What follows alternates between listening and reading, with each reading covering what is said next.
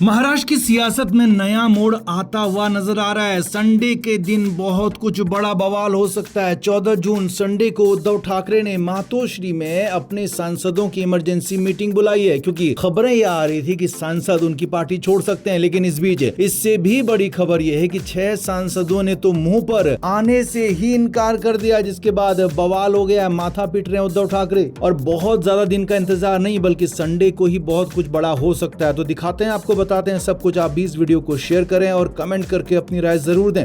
तो उद्धव ठाकरे महाराष्ट्र में अपने सांसदों को रोकने के लिए हर संभव कोशिश कर रहे हैं, लेकिन उनकी कोशिशें कामयाब नहीं हो पा रही हैं। हालात ये हैं कि उद्धव ठाकरे के सांसद गाहे बगाहे जाने के लिए तैयार बैठे हैं और बीच में डिप्टी सीएम एकनाथ शिंदे के साथ दिल्ली में जो सीक्रेट बैठक हुई, उसके बाद तो चर्चाओं ने जोर पकड़ लिया कि इसी महीने जून के महीने में बहुत कुछ बड़ा बवाल होगा, बगावत होगी। उद्धव ठाकरे की पार्टी के सांसद उनके साथ छोड़ देंगे, उनसे दूर चले जाएंगे। तो अब खबर यह है कि सांसदों के इस कदम से डरकर उद्धव ठाकरे ने आनंद फानन में एक मीटिंग बुलाई है। 14 जून संडे के दिन ये मीटिंग होगी। मातोश्री में सभी सांसदों को आने के लिए कहा गया। लेकिन अब सूत्रों के हवाले से जो खबर आ रही है, उसके मुताबिक उद्धव ठाकरे को कई सांसदों ने आने से ही इनकार कर दिया है। उद्धव ठाकरे के मुंह पर कह दिया है कि हम मीटिंग में नहीं आएंगे। क्यों? क्योंकि हम आपको अपना नेता मानते ही नहीं है। हालांकि यहाँ पर कुछ सांसदों से बात की थी संजय राउत ने, उसके बाद उम्मीद जताई जा रही थी कि संजय राउत उन्हें कम से कम मीटिंग में आने के लिए तो बुला लेंगे, मना लेंगे। लेकिन यहाँ पर पार्टी में रुकना तो बहुत दूर की बात है। कई सांसद फिलहाल मीटिंग में आने तक को तैयार नहीं है। सबसे ज्यादा जो मामला था गर्म, वो था संजय जाधव का, जो लगातार कई मीटिंग से गायब रहे थे। संजय बंडू जाधव लगातार मीटिंग्स में नहीं आ रहे हैं। उद्धव ठाकरे के बुलाने के बाद भी वो सामने नहीं आ रहे हैं, मीटिंग में नहीं आ रहे हैं। तो ऐसे में उन पर नजर थी। तो खबर ये आ रही है कि वो शायद इस बार भी ना आए, क्योंकि अभी नाम भले ही नहीं आए कि 6 सांसद किन किन सांसदों ने इनकार किया है, लेकिन अंदर खाने की मातोश्री की कंफर्म खबर यही है कि उद्धव ठाकरे की बैठक में सांसदों ने आने से ही इनकार कर दिया है। संजय राउत ने भरपूर कोशिश की है बीच में पैरवी करने की, बीच में मामले को सुलझाने की, लेकिन संजय राउत को भी साफ कहा गया है कि पहले भी आपने पैरवी की थी, पहले भी आपने मध्यस्थता की थी, लेकिन अभी तक हमारे मुद्दों का हल नहीं हुआ है। सांसद चाहते हैं कि उनकी बातों को सुना जाए, उनकी बातों को माना जाए और आदित्य ठाकरे को पार्टी के अंदर कम से कम यहाँ पर मौजूदा वक्त में उन्हें तवज्जो दी जाए और आदित्य ठाकरे के हाथों में पार्टी की कमान बिल्कुल न जाए। आदित्य ठाकरे की कार्यशैली से, उनके काम करने के तौर तरीकों से सांसद खासे नाराज बताए जा रहे हैं और इसी वजह से बार बार उद्धव ठाकरे से, संजय राउत से कहा गया कि आप इसको ठीक करिए, लेकिन नहीं किया गया। तो उसी के बाद अब माना जा रहा है कि अगर मीटिंग में उद्धव ठाकरे के सांसद नहीं आते हैं तो बहुत मुश्किलें हो सकती हैं, क्योंकि उद्धव ठाकरे के फिलहाल 9 सांसद हैं और 9 सांसदों का यहाँ पर अलग होना, 9 सांसदों में से ज्यादातर का बैठक में नहीं आना उद्धव ठाकरे के लिए बहुत बड़े संकट की ओर इशारा कर देंगे। तो आप इस पर क्या कहेंगे? आप भी कमेंट बॉक्स में जरूर से जरूर बताएं, वीडियो को शेयर भी करें।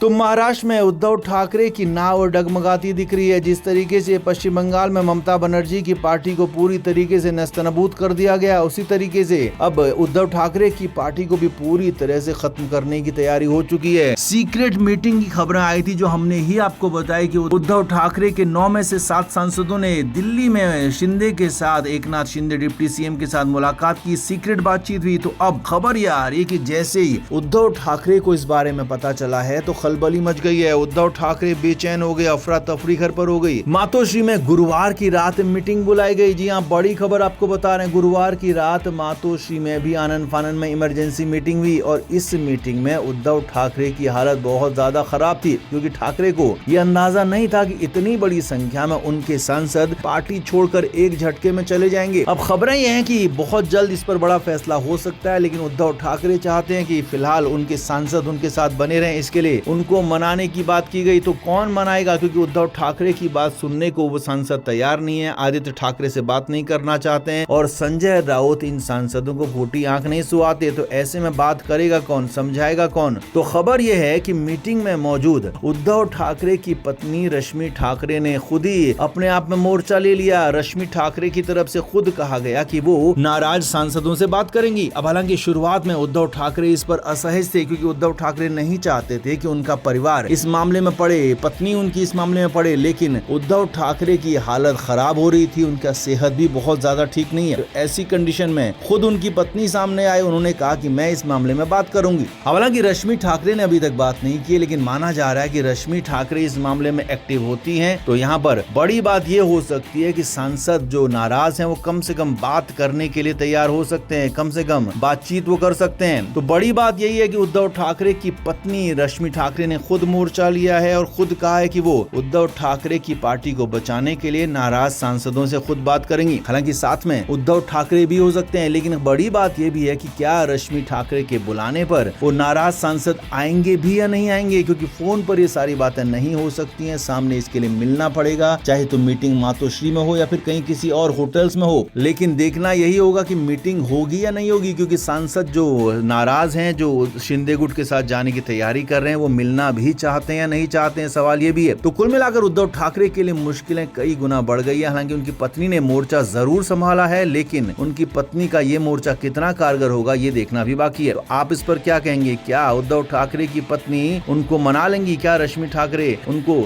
समझा लेंगी? आप क्या मानते हैं? कमेंट जरूर करें, वीडियो को शेयर भी करें।